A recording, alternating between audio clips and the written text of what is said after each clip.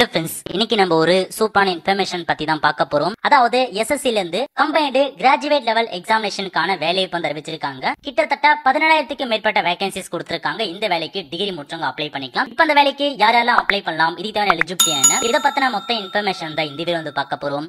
இந்த video skip பண்ணாம ஃபுல்லா பாருங்க. அது மட்டும் அல்ல, இந்த வீடியோ நிறைய பேருக்கு ஷேர் பண்ணுங்க.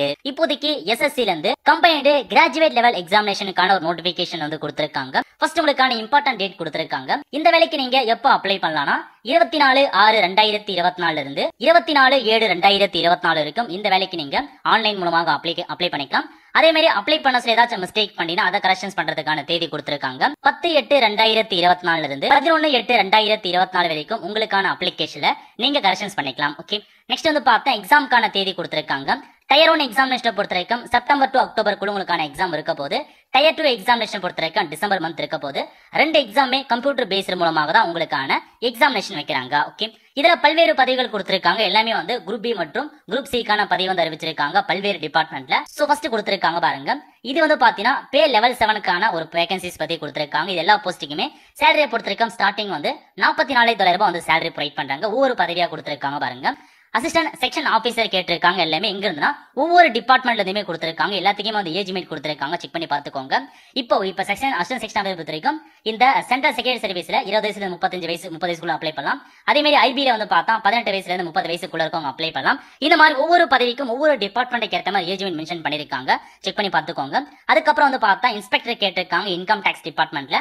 அதே மாதிரி இன்ஸ்பெக்டர் கேட்டிருக்காங்க சென்ட்ரல் எக்ஸைஸ் டிபார்ட்மெண்ட்ல. இந்த மாதிரி பல பதவிகள் கொடுத்திருக்காங்க. சோ செக் பண்ணி பாத்துக்கோங்க. அதுக்கப்புறம் 2.2 பே லெவல் 6க்கான பதவியெல்லாம் கொடுத்திருக்காங்க பாருங்க. இதுவும் அதே மாதிரி தான் டிவிஷன் அக்கௌண்டன்ட் கேட்டிருக்காங்க, எக்ஸிக்யூட்டிவ் அசிஸ்டன்ட் கேட்டிருக்காங்க, ஜூனியர் ஸ்டாட்டிஸ்டிக்கல் ஆபீசர் வந்து கேட்டிருக்காங்க. அதுக்கப்புறம் 2.3 பே லெவல் 5க்கான உங்களுக்கான பதவியெல்லாம் கொடுத்திருக்காங்க பாருங்க. ஆடிட்டர் கேட்டிருக்காங்க, அக்கௌண்டன்ட். இதெல்லாம் நீங்க 18 வயசுல இருந்து 27 வயசுக்குள்ள இருக்கவங்க அப்ளை பண்ணிக்கலாம். அதே மாதிரி 4வது பே லெவல் 4க்கான வேகன்சிஸ் கொடுத்திருக்காங்க. ஸ்டார்டிங் சேலரியை பொறுத்த வரைக்கும் 25,000 வந்து ப்ரொவைட் பண்றாங்க. இதுல வந்து போஸ்டல் அசிஸ்டன்ட் கேட்டிருக்காங்க. அதே மாதிரி வந்து பார்த்தீங்கன்னா டாக்ஸ் அசிஸ்டன்ட் இந்த மாதிரி பதவி வந்து கொடுத்திருக்காங்க. ஓகே, சோ மொத்தமா வந்து பார்த்தா 4 லெவல்ல உங்களுக்கான பதவியை வந்து பார்த்தா கொடுத்திருக்காங்க. செக் பண்ணி பாத்துக்கோங்க. சோ வேகன்சியை பொறுத்த வரைக்கும் மென்ஷன் பண்ணிருக்காங்க பாருங்க. டென்டேட்டிவா அப்ராக்சிமேட்டா வந்து 17,727 வேகன்சி கொடுத்திருக்காங்க. கண்டிப்பா இந்த வேகன்சி வந்து அதிகரிப்பதற்கான வாய்ப்புகள் இருக்கு. சோ எக்ஸாமுக்கு முன்னாடியோ அல்லது எக்ஸாம் முடிஞ்சப்போ கண்டிப்பா உங்களுக்கான வேகன்சி அதிகரிப்பாங்க. சோ முக்கியமான information, candidate may note that state wise zonal vacancy are not conducted by the commission. So வந்து பார்த்தா ஸ்டேட் வைஸா ஜோன் வைஸா எவ்வளவு வேகன்சின்றத நோட்டிபிகேஷன்ல மென்ஷன் பண்ணலன்றத தெளிவா வந்து கொடுத்துட்டாங்க. ஓகே, இந்த வேலைக்கு யார் அப்ளை பண்ணலாம்னா இந்தியாவுல இருக்க எல்லாருமே இந்த வேலைக்கு நீங்க அப்ளை பண்ணிக்கோங்க. நெக்ஸ்ட் ஏஜ் லிமிட் கொடுத்திருக்காங்க. ஏஜ் லிமிட் தான் முக்கியமான விஷயம்.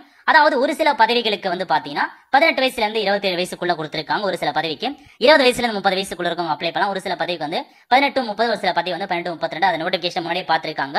ஒவ்வொரு பதவிக்கு அதை பார்த்து செக் பண்ணிக்கோங்க. அதுக்கடுத்து அப்படியே கீழே வந்து ஏஜ் ரிலாக்சேஷன்ஸ் கொடுத்திருக்காங்க பாருங்க. SC ST அதிகபட்சமாக 5 இயர்ஸ் வரைக்கும் நீங்க எக்ஸ்ட்ராவா அப்ளை பண்ணலாம்.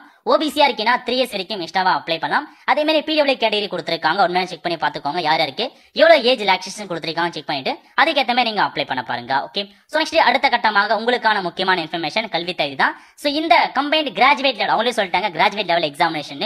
சோ கல்வி தகுதியை பொறுத்த வரைக்கும் எனி டிகிரி முடிச்சவங்க அப்ளை பண்ணலாம். பட் ஒரு சில போஸ்டிங் மட்டும் தனியா செப்பரேட்டா கொடுத்திருக்காங்க பாருங்க. இப்போ நீங்க ஜூனியர் ஸ்டாட்டிஸ்டிக்கல் ஆபீசர் அந்த பதவிக்கு அப்ளை பண்ண போறீங்க அப்படின்னா எனி டிகிரி முடிச்சவங்க அப்ளை பண்ணலாம். அது மட்டும் இல்லாம நீங்க மேத்தமேட்டிக்ஸ், அதாவது 12th மேத்தமேட்டிக்ஸ்ல 60% மார்க் எடுத்திருக்காங்க பாருங்க, அவங்க தான் அப்ளை பண்ண சொல்லியிருக்காங்க அந்த பதவிக்கு. அதுக்கப்புறம் அல்லது நீங்க bachelor degree in any subject with statistics one of the subject முடிச்சிருக்கீங்கன்னா இந்த வேலைக்கு நீங்க அப்ளை பண்ணுங்க. அதுக்கப்புறம் ஸ்டாட்டிஸ்டிக்கல் இன்வெஸ்டிகேட்டர் கிரேட் 2 இந்த பதவிக்கு நீங்க bachelor degree in any subject with statistics படிச்சிருக்கீங்க அப்படின்னா நீங்க அப்ளை பண்ணலாம் சொல்லியிருக்காங்க. சோ டிகிரில ஸ்டாட்டிஸ்டிக்ஸ் ஒரு சப்ஜெக்டா வருது அப்படின்னா இந்த ஒரு பதவிக்கு நீங்க அப்ளை பண்ணலாம். Next research assistant national human rights commission இருக்கு பாருங்க. அந்த பதவியை பொறுத்த வரைக்கும் எனி டிகிரி முடிச்சவங்க அப்ளை பண்ணிருக்காங்க. பட் டெசைர்ட் குவாலிஃபிகேஷன்ஸ் யாருக்கு முன்னுரிமை வழங்குறாங்கன்னா நீங்க 1 இயர்க்கான ரிசர்ச் எக்ஸ்பீரியன்ஸ் இருக்குன்னா அவங்களுக்கு முன்னுரிமை வழங்குறாங்க. அல்லது டிகிரி இன் லா அல்லது ஹியூமன் ரைட்ஸ் முடிச்சிருக்காங்கன்னா உங்களுக்கு முன்னுரிமை வழங்குறாங்க. சோ இந்த 3 பதவிக்கு மட்டும் இந்த குவாலிஃபிகேஷன்ஸ் இருக்கவங்க அப்ளை பண்ணுங்க. மீதி இருக்க எல்லா பதவிக்கும் any bachelor degree any graduate நீங்க முடிச்சிருக்கீங்கனாவே தாராளமாக இந்த வேலைக்கு நீங்க அப்ளை பண்ணிக்கோங்க. சோ நீங்க எனி டிகிரி முடிச்சிருக்கீங்கன்னா கண்ணை மூடிட்டு இந்த வேலைக்கு நீங்க அப்ளை பண்ணலாம் தாராளமாக. ஓகே, சோ நெக்ஸ்ட் அப்படியே கீழ வந்து ஹவ் டு அப்ளை கொடுத்திருக்காங்க. சோ யூசுவலா வந்து பார்த்தா SSC ல வந்து புதிய அக்கௌண்ட் கிரியேட் பண்றது ஒன் டைம் ரெஜிஸ்ட்ரேஷன் நீங்க வந்து கிரியேட் பண்ற மாதிரி இருக்கும். இதுக்கு முன்னாடி அக்கௌண்ட் கிரியேட் பண்ணாங்க, அதை நீங்க லாகின் பண்ணி அப்ளை பண்ணுங்க. சோ அதே மாதிரி அப்ளை பண்றதுக்கான போட்டோ எப்படி இருக்கும், சைஸ் எல்லாமே கொடுத்திருக்காங்க. நெக்ஸ்ட் இந்த வேலைக்கு அப்ளை பண்றதுக்கான ஃபீஸ் கொடுத்திருக்காங்க பாருங்க. 100 ரூபாய் நீங்க பேமெண்ட் பண்ற மாதிரி இருக்கும். யாரெல்லாம் பேமெண்ட் பண்ண வேண்டியது அவசியம்னா அனைத்து கேட்டகரியை சார்ந்த பெண்கள், நீங்க BC MBC DNC SC ST category சார்ந்த பெண்களா இருக்கீங்க அப்படின்னா உங்களுக்கு ஃபீஸே கிடையாது, ஃப்ரீயாவே அப்ளை பண்ணலாம். அதே மாதிரி SC ST different able person X serviceman நீங்க யாருமே வந்து பார்த்தா பேமெண்ட் வந்து பண்ண தேவை, ஃப்ரீயா அப்ளை பண்ணுங்க. இதுவே நீங்க வந்து பார்த்தா மீதி இருக்கீங்க, பிசி எம்பிசி இந்த ஓபிசியா இருக்கீங்க, பெண் ஆண்களா இருக்கீங்கன்னா நீங்க மட்டும் 100 ரூபாய் வந்து பேமெண்ட் வந்து பண்ற மாதிரி இருக்கும். ஆன்லைன் மூலமாக தான் நீங்க பேமெண்ட் வந்து பண்ற மாதிரி இருக்கும். ஓகே, சோ அதுக்கப்புறம் அப்படியே கீழே அப்படியே வந்தீங்கன்னா உங்களுக்கான எக்ஸாம் சென்டர் கொடுத்துருக்காங்க பாருங்க. சோ யூஸ்வலா நம்ம தமிழகத்தை பொறுத்த வரைக்கும் வந்து எஸ்எஸ்சிக்குன்னு ஒரு 7 டிஸ்ட்ரிக்ட் கொடுத்துருப்பாங்க. சேம் அதே மாதிரி தான் வந்து கொடுத்துருக்காங்க. எந்தெந்த இடத்துல நீங்க செக் பண்ணி பார்த்துக்கோங்க. சோ நம்ம வந்து பார்த்தா கொடுத்துருக்காங்க பாருங்க. அதாவது சென்னை, கோயம்புத்தூர், மதுரை, சேலம், திருச்சிராப்பள்ளி, திருநெல்வேலி, வேலூர் இந்த இடங்கள் தான் உங்களுக்கான எக்ஸாம் சென்டருக்கு. அங்க போயிட்டு தான் நீங்க எக்ஸாமினேஷன் எழுதுவீங்க. அதுக்கப்புறம் இந்த வேலைக்கான செலக்ஷன் ப்ராசஸ் கொடுத்துருக்காங்க. மொத்தமா 2 எக்ஸாம் வைக்கிறாங்க. ஒன்று வந்து டயர் 1 எக்ஸாம், அதுக்கப்புறம் வந்து பார்த்தா டயர் 2 எக்ஸாம், 2 எக்ஸாம் வைக்கிறாங்க. அதுக்கான ஸ்கீம் கொடுத்துருக்காங்க பாருங்க. ஃபர்ஸ்ட் டயர் 1 எக்ஸாமினேஷன் எப்படி இருக்க போகுதுன்னா, சோ மொத்தமா உங்களுக்கு 100 கொஸ்டின்ஸ் கேட்கறாங்க. 200 மதிப்பெண்களுக்கு உங்களுக்கான எக்ஸாம் இருக்க போது. 1 மணி நேரம் 20 நிமிஷம் எக்ஸாம்க்கான டைமிங் கொடுத்துருக்காங்க. அதுக்கான சப்ஜெக்ட் கொடுத்துருக்காங்க பாருங்க. ஏல வந்து ஜெனரல் இன்டெலிஜென்ஸ் மற்றும் ரீசனிங் கொடுத்துருக்காங்க. அப்புறம் ஜெனரல் அவேர்னஸ் கொடுத்துருக்காங்க. குவான்டிட்டிவ் ஆப்டிடியூட் கொடுத்துருக்காங்க. இங்கிலீஷ் வந்து காம்பினேஷன்ஸ் கொடுத்துருக்காங்க. இதான் உங்களுக்கான சப்ஜெக்டா வந்து இருக்க போது. சோ டயர் 1 வில் பி கன்சர் ஆப்ஜெக்ட் டைப் இருக்க போது. மல்டிபிள் சாய்ஸ் கொஸ்டின் தான். கொஸ்டினை பொறுத்த வரைக்கும் இங்கிலீஷ் ஹிந்தியில இருக்குன்றத சொல்லியிருக்காங்க. அது மட்டும் இல்லாம இதுக்கு நெகட்டிவ் மார்க் இருக்கு அப்படின்றத மென்ஷன் பண்ணிட்டாங்க. சோ நீங்க செக் பண்ணி பார்த்துட்டு ஃபர்ஸ்ட் எக்ஸாம் பாருங்க. அதுக்கப்புறம் உங்களுக்கு இந்த டயர் 1 எக்ஸாம்ல செலக்ட் ஆறவங்க அடுத்த கட்டமாக டயர் 2 செகண்ட் எக்ஸாமுக்கு வந்து போவீங்க.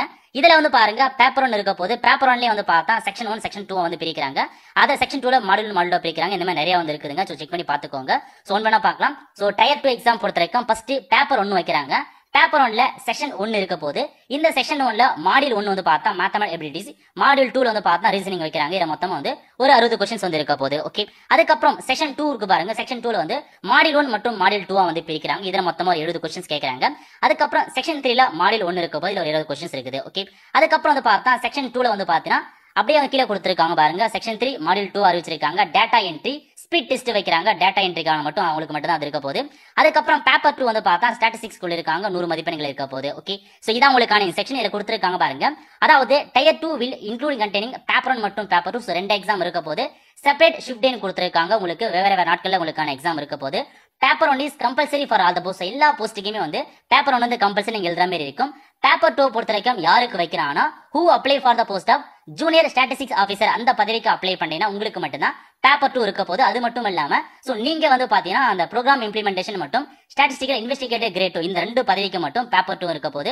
பேப்பர் 1 எல்லா பதவிக்குமே கம்பல்சரி, பேப்பர் 2 மட்டும் இந்த 2 பதவிக்கு மட்டும் போதுமானது. ஓகே, அதுக்கப்புறம் பேப்பர் 1 பொறுத்த வரைக்கும் சொன்ன மாதிரி 2 மாடியூல் கொடுத்துருக்காங்க.